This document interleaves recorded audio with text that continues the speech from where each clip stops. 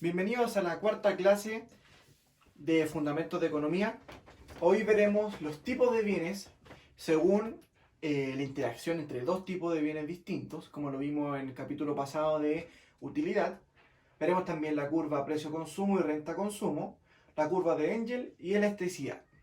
Luego, posteriormente, haremos ejercicios de elasticidad y utilizaremos también curva de Engel.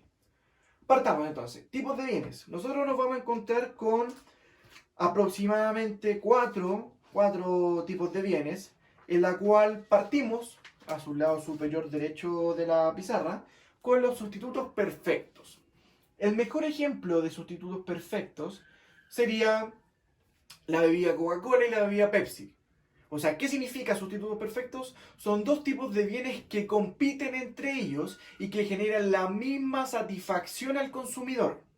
¿Ya? Entonces, como lo vemos en el gráfico, tenemos dos puntos o soluciones esquina. Uno que corta en el eje Y y otro que corta en el eje X. La solución esquina de arriba, la que corta en el eje Y, estaríamos diciendo que optamos por el bien Y. Si nosotros elegimos la otra solución, es decir, la que corta en el eje X, es decir, que nosotros preferimos elegir el bien X. ¿Ya? Hay que entender entonces que es un bien u otro. ¿Ya? Por eso, la TMS, que es la tasa marginal de sustitución que vimos en el capítulo anterior, siempre nosotros hablamos que el óptimo se encontraba en la igualdad. Pero en el caso de los sustitutos perfectos se puede dar con un mayor o con un menor a los precios relativos. Esto es un dato a considerar. Ahora, si nos vamos a los complementarios perfectos, el mejor ejemplo de ello sería el té con el azúcar, ya que juntos funcionan mejor que por separado. O otro ejemplo, no sé, sería el pan con la vienesa, el videojuego con la consola de videojuego, es decir, funcionan mejor en conjuntos que por separado.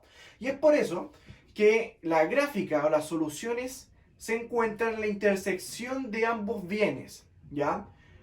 O el mejor ejemplo que se puede representar en el gráfico sería los zapatos o las zapatillas, ya que un bien sería la zapatilla izquierda y el otro bien sería la zapatilla derecha. Entonces, en ese caso, yo elegiría una zapatilla izquierda y una zapatilla derecha, o dos zapatillas izquierdas y dos zapatillas derechas, y así sucesivamente.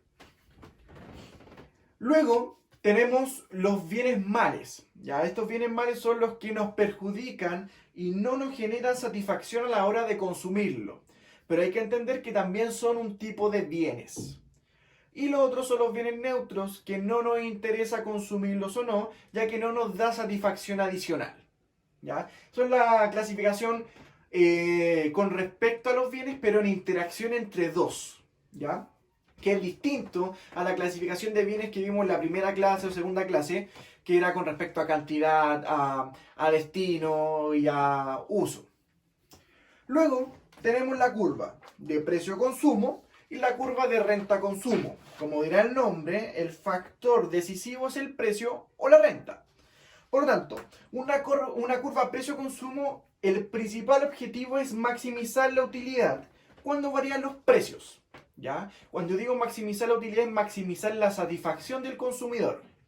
En cambio, cuando nosotros hablamos de curva renta-consumo, es obtener la cesta óptima en función a la variación de la renta. ¿Qué significa la cesta óptima? Es la combinación del bien X y el bien Y. ¿Ya? Por lo tanto, hay que entender cuáles son sus factores incidentes en cada una de las rentas y qué busca cada una de ellas.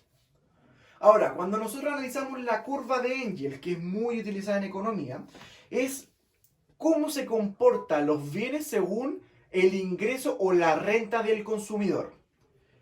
Acá se clasifican en bienes normales o superiores y los bienes inferiores.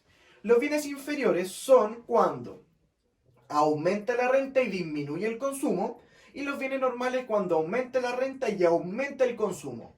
El mejor ejemplo de ellos sería, el bien inferior sería la fruna y el bien superior o normal sería la Coca-Cola. ¿Qué significa? Que cuando a mí me aumenta la renta, yo prefiero consumir un bien de mejor o de mayor calidad, como sería la Coca-Cola, y disminuir en un bien de menor calidad, como sería la fruna. ¿Ya? Obviamente eso depende de cada consumidor, pero hay que entender que esto es función a la renta. ¿Ya? Por lo tanto, como se ve en el gráfico, la primera parte que va hacia la derecha, es decir, aumenta su consumo cuando aumenta la renta, es un bien normal, y luego cuando ocurre el punto de inflexión, genera que sigue aumentando la renta, pero disminuye su consumo.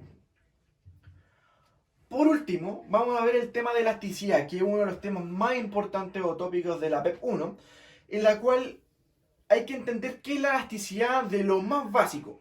La elasticidad nosotros la entendemos como el grado de sensibilidad que tiene el consumidor a la hora de consumir un producto, ¿ya? Pero ¿qué puede generar o qué significa este grado de sensibilidad? Un ejemplo de ello es lo siguiente. Si yo soy un consumidor de un medicamento que genera que yo esté vivo, obviamente voy a comprarlo sin importar el precio, ¿ya?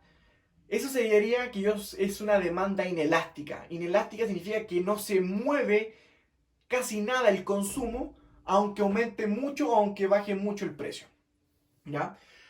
Cuando nosotros hablamos de demanda o elasticidad elástica, hablamos de elasticidad elástica cuando al haber una protuberancia o un movimiento del precio, va a aumentar o disminuir en gran cantidad la cantidad consumida. Por ejemplo, si yo compro, no sé, un celular y me dicen que el precio del celular sube en un 200%, yo voy a dejar de consumir ese celular, ¿ya? O, por ejemplo, las sopaipillas. El día de mañana me dicen que la sopaipilla está a 500. Yo no voy a estar dispuesto a consumir una sopaipilla a ese precio. Por lo tanto, al haber un aumento o disminución del precio, mi cantidad consumida se ve afectada totalmente, ¿ya? En cambio, una elasticidad unitaria, es decir, cuando n o la fórmula n de elasticidad es igual a 1, nosotros decimos que la variación de mi consumo va a ser proporcional, o sea, va a ser casi en el mismo sentido que me aumenten o me disminuyan el precio. Por ejemplo, si yo estoy comprando un plumón a 100 pesos y me lo sube, no sé, o me lo bajan a 50 pesos, yo voy a querer consumir dos plumones. Es decir, me disminuyen el precio a la mitad y yo aumento el consumo al doble. Eso sería una relación proporcional y se le llama elasticidad unitaria o demanda unitaria, ¿ya? Entonces hay que entender algo específico, que cuando se produce la elasticidad unitaria, nosotros hablamos que el ingreso marginal es cero. ¿Qué significa que el ingreso marginal es cero? Significa que adicionalmente, cuando yo consuma una unidad más del producto, me produce que un ingreso cero, ¿ya? Es decir, no me genera mayor satisfacción en ese punto. Por lo tanto, yo digo que alcancé mi ingreso total máximo, ¿ya? Eso lo veremos próximamente en los siguientes capítulos para las siguientes PEP. Pero lo que hay que entender entonces, elasticidad se mueve mucho, algo elástico se mueve mucho, es decir, ante una pequeña variación de precio, mi cantidad consumida se ve en gran medida perturbada. En una demanda inelástica, es decir, que cuando hay una variación de los precios, mi cantidad consumida no aumenta ni disminuye en una gran proporción. Esto se da principalmente en los casos de bienes de primera necesidad, ¿ya? Es que sin importar el precio yo tengo que consumir la misma cantidad. Y en el caso de la unitaria es cuando nosotros hablamos de un movimiento proporcional entre precio y cantidad consumida. Recordar que este primer caso nosotros llamamos elasticidad precio de la demanda. Existen otros casos, bueno, y aquí lo voy a colocar. La elasticidad precio de la demanda se define de la siguiente manera. Derivar la función de producción con respecto al precio por el precio partido en la cantidad de equilibrio. Ya haremos ejercicio de este tipo de elasticidad, ya que posteriormente encontramos otros tipos de elasticidades, como elasticidad renta a la demanda, que ahí nuestro factor de incidencia de cuánto consumimos o cuánto bajamos o cuánto aumentamos en consumo va a depender de la renta, por eso se llama elasticidad renta de la demanda. Vamos a tener elasticidad cruzada de la demanda, que es decir, cómo se comporta la cantidad de consumo o de demanda de un bien X en función a otro precio de un bien Y, es decir, cruzado, ¿ya? Consumida del bien X con precio del bien Y, que también lo vamos a ejercitar posteriormente en un ejercicio que vamos a realizar. Así que los espero en el próximo video para poder llevar a cabo todas las ideas que acabamos de anunciar.